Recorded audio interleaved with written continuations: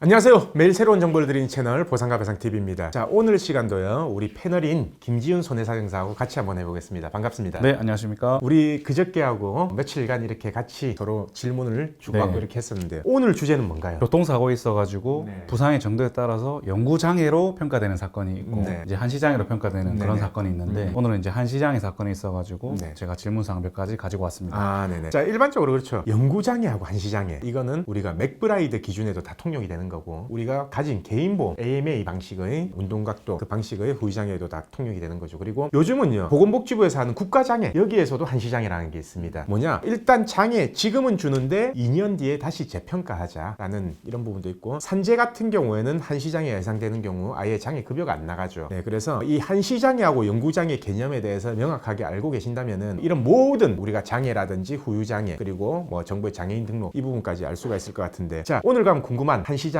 영구장애 어떤 게 있는가요? 네, 한시장애가 예상되는 좀 네. 대표적인 병명 네. 그리고 어떤 부위를 다쳤을 때 한시장애로 평가가 되는지. 네네. 자, 우선 한시장애라는 거는요, 지금은 불편하지만 장애가 있지만 앞으로 몇 년이 지난다면 장애는 없어질 거다라고 예상하는 것을 한시장애라고 하고요. 영구장애라는 거는 지금하고 앞으로 평생, 앞으로 영구적으로 아니면 기간을 확정할 수 없다. 근데 최소 5년 이상은 걸리겠다. 심건들은 보통 영구장애로 판정을 해요. 사실 그렇거든요. 10년 전, 20년 전에는요, 이 한시장애하고 영구장애에 대한 개념이 없었어요. 그리고 일반적으로 뭐 부상을 당하면 장애가 발생했다라고 하면 무조건 영구장애로 이렇게 통용이 됐거든요. 근데 지금 같은 경우에는 우리가 손해배상 사고, 보험사도 그렇고요. 그리고 뭐 산재나 국민연금, 아까 제가 말했던 국가장애도 그렇고, 일반적으로 한시장애하고 영구장애하고 이 개념이 조금 나눠지는 것 같아요. 그리고 법원에 신체감정을 해도 신체감정 의사들도 한시장애하고 영구장애 개념을 많이 나누고 있는 것 같습니다. 그러면은 이제 구체적으로 어떻게 다쳤을 때 네네. 한시장애로 평가되는지. 자, 일단 영구장애부터 제가 말씀을 드리겠습니다. 네네. 영구장애 같은 경우는요, 그냥 다치자마자 회복이 불가능한 경우예요. 뭐냐? 절단, 마비. 근데 마비도 우리가 예를 들어서 중추신경, 뇌나 척수가 다치면 회복이 힘들거든요. 이런 경우에는 당연히 영구장애겠죠. 그리고 우리가 고관절 골절로 인해서 인공관절을 했다, 아니면은 척추의 골절로 인해서 척추 유압을 했다, 이런 거는 다치자마자 바로 이게 영구장애다라는 게 예상이 되는 건데, 자, 한시장애가 문제입니다. 뭐냐면 관절 움직임으로 우리가 봤을 때요, 예를 들어서 손목 부위에 다쳤어요. 지금은 당연히 수술을 하고 기부스를 하고 했으니까 당연히 운동각도에 제한이 있겠죠. 사실 수술 안 하더라도 기부스 한 2개월 하고 있으면요, 손목 안 움직입니다. 근데 서서히 나중에 근육이 풀어지면서 강직이 풀어지면서 움직이는 거죠. 그래서 당장 수술 1, 2개월 뒤에는 당연히 전부 다 운동각도에 제한은 다 있어요. 근데 한시적인 장애가 뭐냐? 예를 들어서 관절이 움직이려면요, 관절면이 깨끗해야 됩니다. 관절면이 깨끗해야지 관절이 이렇게 움직이는데 지장이 없을 거 아니에요. 근데 뼈 조각이 깨졌어요. 그러면은 관절이 이렇게 울퉁불퉁할 거 아닙니까? 결국은 이거는 의학적으로라도 나중에 움직임에 제한이 있을 수 있다라는 거죠. 자, 쉽게 말하면은 관절에 뭔가의 영향이 있거나 손상을 받았을 때는 영구장애로 평가가 가능하고, 관절하고 상관없는, 예를 들어서 우리가 팔로 볼게요. 딱 중간에가 부러졌어요. 그러면은 당연히 중간에 부러지고 핀 박아놨기 때문에 기부스는 하죠. 한두 달 동안은 움직임에 제한이 있습니다. 근데 나중에 기부스를 풀고 재활을 했을 때, 그리고 뼈가 완전히 다 붙었을 때 중간에 부러진 거하고 손목 움직임하고 관계가 있을까요? 관계가 없겠죠. 그래서 이런 중간에 부러졌다, 이걸 간부라고 하거든요. 이런 간부 골절 같은 경우에는 보통 한시장애로 평가가 됩니다. 그래서 실무적으로 보면요, 보험사에서 딱 그 자동차 보험 같은 경우에 한시장애로 평가하는 게 딱 나눠져 있어요. 2년 아니면 3년. 근데 조금 심하다, 분쇄 골절이다, 그러면은 5년까지 그렇게 보통 평가를 합니다. 네, 그러면은 이 한시장애가 예상되는 사건에서 소송 가면 이제 좀 위험할 수도 있다고 그렇게 들었는데 어떤 경우인가요? 사실 위험할 거는 없어요, 소송 가도. 왜냐? 보험사에서 어차피 3년 한시장애 주장을 하고, 소송 가서 신체 감정 갔을 때도 3년 한시장애를 받았다라고 한다면 결국 똑같은 거잖아요. 네. 근데 중요한 거는 시간과 비용이죠. 물론 예를 들어서 소송하기 전에 손해사정사라든지 아니면 변호사한테 선임해서 위임을 한다 하더라도 보통 통상적으로 우리가 부상사고 10%잖아요. 성공보수 10%로 받는데, 어차피 소송하기 전에도 10% 줘야 되고, 만약 소송을 한다면 어차피 변호사 비용 10% 준다면은 비용적으로는 문제가 안 되는데, 사실 시간이 부상사고 같은 경우에 아무리 빨리 끝나도 6개월, 길게 가면 1년, 진짜 길게 가면 1년 반 정도 걸리는 사건도 있거든요. 자, 그럼 시간적인 문제, 그리고 이 위험성이 있죠. 왜냐? 보통 우리가 사고 나고 이 간부 골절 한시장애로 받을 때는 사고 나고 한 3개월 뒤에 합의 시도를 하거든요. 내가 상태가 안 좋을 때 합의를 하는 거죠. 근데 합의가 안 돼서 만약에 소송을 갔어요. 소송을 가게 되면 신체 감정을 받잖아요. 신체 감정을 받는 거는 보통 사고 나고 한 1년 정도, 빨리 진행돼도 1년 정도 뒤에 받는 건데, 왜냐? 3개월 시점에 소장 접수하고 이렇게 하다 하다 보면은 신체 감정 의사 배정되고 그리고 감정 받는 날짜 지정이 되면은 그게 보통 뭐 빨라봐야 소장 접수하고 3개월, 4개월, 5개월 뒤에 되기 때문에 일반적으로는 회복이 되고 나서 신체 감정을 받는 수가 있다는 거죠.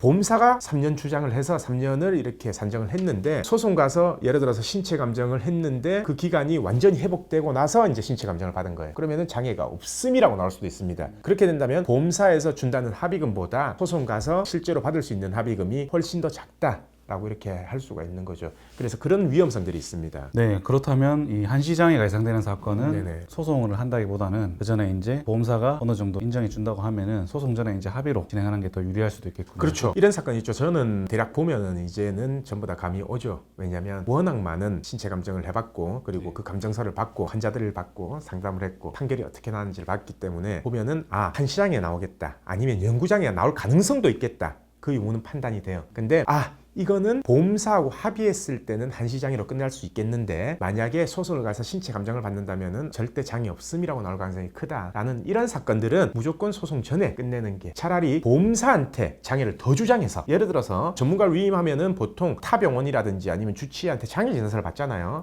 꼭 근데 장애 진단서를 6개월 돼서 받아야 된다라고 이렇게 하시는 분들인데 그건 아니에요. 한시장애 진단 같은 경우에는 6개월 전에도 평가 가능하고 장애 진단을 받아서 5년이라도 7년이라도 이렇게 합의하는 게 훨씬 유리할 수도 있다는 거죠. 자, 그래서 2년, 3년은 자기 혼자 할 수 있다라고 하면 전문가 선임할 필요가 없고 그 이상 한번 보상을 받아보고 싶다라고 한다면은 손해사정사 선임이라든지 충분히 필요할 거로 보입니다. 네, 그렇군요. 그럼 한시장애 사건에 있어서는 이제 말씀 잘 들었고, 네네. 그럼 이제 영구장애가 예상되는 사건에 있어서는 네네. 이제 어떻게 진행하는 게 현명하겠습니까? 자, 명백하게 영구장애 예상되는 사건 이런 경우에는 저는 무조건 소송을 하라고 추천드려요. 소송을 하는 게 아니라 일단 이런 경우가 있습니다. 저희 같은 경우에 어떤 경우가 있었냐면은 십자인대가 파열된 부분이에요. 저는 방송에서 눈이 말하잖아요. 십자인대가 파열되면 영구장애다 라고 해서 딱 금액을 속가로 그러니까 소송 가액으로 딱 계산했을 때 14.5% 영구장애로 하고 계산했을 때 1억 2,400이 나왔거든요. 그래서 보험사하고 당연히 합의를 했겠죠. 근데 그 담당자 선에서는 합의가 안 됐어요. 근데 소장을 접수를 했습니다. 그리고 한 2, 3주 정도 지났어요. 저희는 신체 감정 신청까지 다 했고요. 근데 2, 3주 정도 지났는데 그 보험사 송무팀에서 연락이 왔어요. 송무팀에서 연락이 와서 자기 법무팀 담당자 팀장인데 이거 합의 한번 안 해보겠냐 라고 해서 그러면은 우리가 나중에 어느 정도 예상되는 장애 그리고 나중에 속가 확장 청구할 금액을 이제 계산해서 보내줬죠. 자, 그 금액이 1억 2,400이었어요. 근데 그쪽 송무팀에서 하는 게 그러면 1억 2천 줄 테니까 합의하자. 소치하고 끝내자. 라고 해서 1억 2천에 소치하고 끝낸 사건이 있습니다. 자, 일반적으로 그래요. 소장이 들어가면요. 담당자가 바뀌잖아요. 담당자가 일반 담당자, 보상팀의 담당자가 아니라 송무팀으로 바뀌는데 그러면은 이 결제 권한이 훨씬 커져요. 그래서 소송을 끝까지 진행하라는 건 아닙니다. 물론 소송을 끝까지 진행해서 그 이자라든지 변호사 비용 등을 전부 다 생각했을 때 끝까지 진행해야 되겠다 싶으면 중도 포기하면 안 되고 판결까지 받아야 되겠죠. 근데 그게 불명확하다라고 한다면은 끝까지 진행 안 하더라도 소장만 접수하더라도 담당자 결제 권한이 바꿔버리기 때문에 그 금액이 훨씬 폭넓게 변할 수가 있다는 거죠. 그래서 영구장애가 예상된다라고 한다면은 소송을 끝까지 진행하는 것도 좋지만 소장을 접수시키고 소장이 이제 보험사에 송달되면은 송무팀에서 합의해보는 것도 괜찮다. 그리고 화해권고 결정이라든지 판사님 조정을 받아보는 것도 괜찮다라고 이렇게 말씀을 드립니다. 근데 저는 영구장애 예상되는 사건 중에 절대 합의나 조정 그리고 판사님 화해 권고 결정 이거를 받아들이지 마라. 그냥 판결 받자라고 하는 사건은 보면 부유장애가 명확하게 예상되지 않는 게 예를 들어서 신체 감정을 받았어요. 근데